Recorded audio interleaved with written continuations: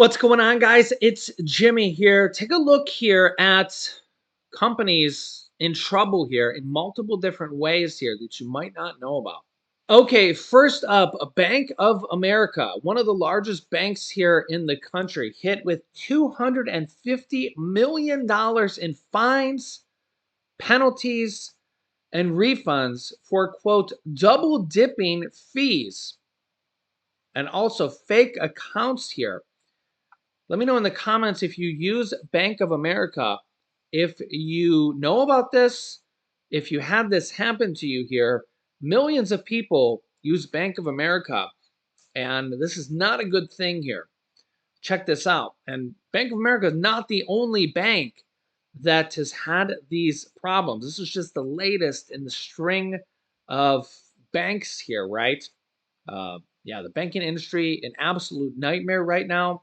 Bank of America being ordered to pay more than $100 million to customers for double dipping on some fees imposed on customers.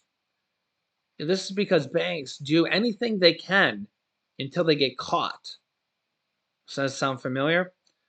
Without reward bonuses on explicitly promised to credit card customers and misappropriating sensitive personal information to open accounts without customer knowledge or authorization.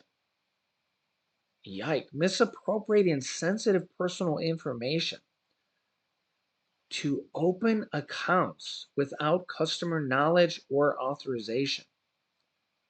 I wonder what they were doing with the sensitive personal information. Bank of America must reimburse customers more than $100 million and pay $150 million in fines for, quote, double dipping on overdraft fees, withholding reward bonuses on credit cards, and opening accounts without customer consent. What is going on over there? Yeah, there's a saying that pigs get fat and hogs get slaughtered. You ever heard that saying? It is one of the highest financial penalties in years against just Bank of America. Yeah, so these banks are just ridiculous, right? Which has largely spent the last 15 years trying to clean up its reputation and market itself to the public as a bank focused on financial health and not on overdraft fee income. And make no mistake, folks, this bank is not alone. This is not the only bank with dirty hands, right? They're all like this. They're all trying to make as much money as they can on the backs of Americans. Bank of America will need to refund $100 million to customers, pay $90 million in penalties to the Consumer Finance Protection Bureau, and $60 million to the Office of Comptroller of the Currency. Bank of America wrongfully withheld credit card rewards, double dipped on fees, and opened accounts without consent, said the CFPB director Rohit Champra. In a statement. These practices are illegal and undermine customer trust. So if these practices are illegal, why are they doing it? Bank of America had a policy of charging customers $35 after the bank declined a transaction because the customer did not have enough funds in their account. So they don't have enough money, so they charge them $35. How much sense does that make, right? You don't have enough money, so they charge you $35 more. The agency determined that the bank double dipped by allowing fees by repeatedly charged for the same transaction. Bank of America has been cutting down on its reliance for overdraft fee revenue for more than a decade and cut how much it charges customers for an overdraft to $15 last year. I guess that's better than nothing, right? The bank's CEO told the Associated Press that under these new policies, overdraft fee income was down 90% from 2021. The bank said that it voluntarily reduced overdraft fees and eliminated all non-sufficient fund fees in the first half of last year. So, hey, I guess that's a good thing, right? Bank of America also offered people cash rewards and bonus points when signing up for a card but the CFPB said the bank illegally withheld promised credit card account bonuses. Yeah, so let me know your thoughts here in the comments. Also, please comment other banks that you've had problems with, and we'll look into them here on the show here. Yeah, there's time these banks should be brought to light here because they're literally hurting millions of people and getting away with it, but eventually they're having to buck up and pay the piper here a little bit. Also, we're seeing some massive problems here with UPS and the supply chain actually coming out of Canada.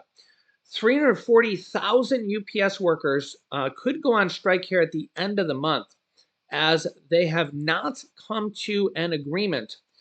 This would be the one of, if not the largest strike in U.S. history. 340,000 UPS workers could go on strike July 31st. Get to that here in a second. In addition to this, the Canadian economy braces for a second week of port disruption, and this is also impacting the United States in a big way because these are port unions that ship into the United States. And U.S. West Coast port workers unions say they won't work container ships originally bound from the port of Vancouver that changes course and were diverted to the port of Seattle. And this is causing a backlog. All these stuff that's supposed to come from Canada into the United States is not coming into the United States, and it's causing a big backlog here, and it's causing a supply chain problem already. In addition, if the UPS strike happens, it will be even worse. And this would be a massive problem for the entire country. Take a listen here. Joining us now from Washington, D.C., Teamsters General President Sean O'Brien. Thanks so much for being with us today. We appreciate the time. Thank you very much. I appreciate this opportunity. So July 5th, we get statements from both Teamsters and UPS saying essentially accusing both sides of walking away from negotiations. Have you spoken to UPS since? And if not, what is it going to take for you to come back to the table? I have not spoken to UPS since July 5th at 4:15 a.m. UPS knows what they need to do to get us back to the table. We made a lot of progress in a short time. We got into economics, and at one point around 4:15, UPS told us they had no more to give, and they chose to walk away. So they know what we need. They can pick up the phone and make the call, and we'll get back to the table and get this thing done. Okay. Well, I've heard, more than 50 tentative agreements between the union and UPS, things like air conditioning and new vehicles, MLK Day off. It seems like it's part-time workers that are really the sticking point. Is that the case? Well, it's all the workers. I mean, the majority of the workforce is part-time. But, this company made $100 billion during the pandemic. Our members went out there. Not only did they transport the vaccination when they weren't eligible for it, but they provided goods and services to this entire country, all the while UPS's profits kept doubling. So, our members felt disappointed. They weren't rewarded for their work. They weren't given any type of bonuses or special pay, and now they want to be rewarded for their work. Sounds like a signing bonus is something that might be in the works in terms of what you want for your workers. No, I think it's more than signing bonus. Mm-hmm. I mean, we have part-timers working at poverty wages. We've got, and they're the unsung heroes. Everybody loves a UPS driver in their neighborhood, but those packages don't get on those trucks without the hard work of the part-timers who some are living poverty wages, some are living in subsidized housing, working 2 and 3 jobs.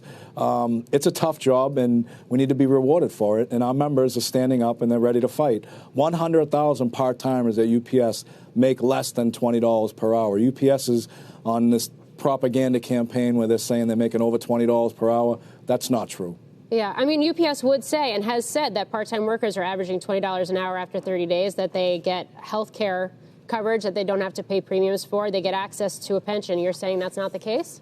No, they do. They do get health insurance, but they have to wait 9 months. The turnover ratio, because the work is so demanding, is astronomical. So a lot of those part-timers that go to work at UPS, they don't last. They don't trigger benefits for sometimes 9 months. it is true they do have great health care because we negotiate it. UPS doesn't give that out of the kindness of their heart. We've fought decades upon decades to make sure that our members have the best benefits in the industry. So UPS is not giving that out of the kindness of their heart. So, Sean, the question I think everyone is asking, whether they're in the industry or whether they're a consumer who could potentially be affected by this, if you don't come to a deal, are you going to strike? Well, if we don't come to a deal, UPS chose to strike themselves. We've made tremendous progress through these negotiations, like you stated earlier, and they know what our members' demands are, but more importantly, they need to respect the people that make them a tremendous success and reward them accordingly. Sean, if a strike does happen, it, by the number of workers striking, would be one of the 10 biggest in U.S. history. And the most recent one that ranked in the 10 biggest was the UPS strike in 1997. It was 15 days. This is the first sort of big strike of the e-commerce and internet era. So how does that factor in to what's important to you here? Well, what's important to us is taking care of our 340,000 members and their families. You know, UPS has the ability and has the time to shine and be the model employer for this country, you know, and show corporate America how it is to reward their employees that treat them, you know, that make them the success that they are and treat them accordingly. Look, no one wants a strike, but in the reality, UPS is going to strike themselves. In this internet economy, we've seen the rise of gig work. We've seen the rise of part-time. Largely, unions have been less relevant over the past 3 decades than they were before. So does that factor into what you need to accomplish here at all? No, I think we're more relevant now than we are. We've proven what we're worth, especially through the pandemic, not just in parcel delivery, but providing goods and services. I think we're extremely relevant. We're going to continue to be relevant. That's why we need to fight. We can't negotiate any contract from a position of weakness. We know our value, and we're going to get what we demand. You know what? Honestly, good for them. I mean, demanding air conditioning in those trucks. I mean, they have to literally get out of their trucks and you know, walk to, you know, every single house in the summer heat. I mean, this you know, a lot of these things seem like common sense.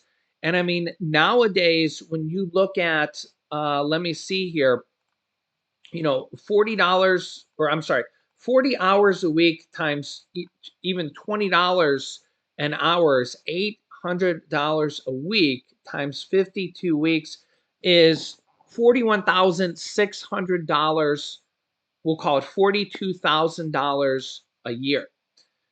That is below the average earners per year. The average, let me look it up here. Yeah, I just did a couple different searches. They're all coming in somewhere around this.